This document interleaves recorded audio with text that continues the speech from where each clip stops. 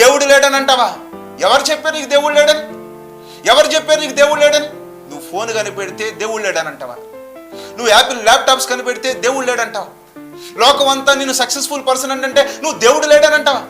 దేవుడే లేడు దేవుడే లేడు అని చెప్పి ఇదిగో ప్రపంచానికి చాటించడం ప్రారంభించావు కదా. చివరి రోజులు వస్తే కానీ ఇదిగో దెబ్బ తగిలి నువ్వు ఏడుస్తా ఉన్నప్పుడు ఏమంటున్నావు? I was helpless helpless helpless, సహాయం చేసే నాదుడే లేడు, సహాయం చేసే నాదుడే లేడు అంటున్నావు కదా. మరి ఏమైంది నీ బతుకంతా?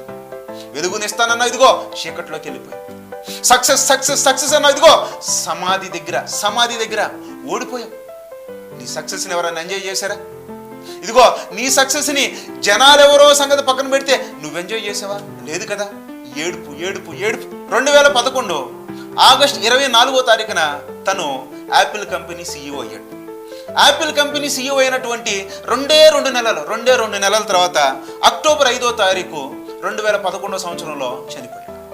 అంటే ఒక CEOగా ఎంతకాలం తను లెజెండరీని అనుభవించాడు? రెండే రెండు నెలలు భయంకరమైన పరిస్థితులు అనుభవిస్తా కన్ను మూస్తే లోకమంతా ఏం చేసిందో తెలుసా?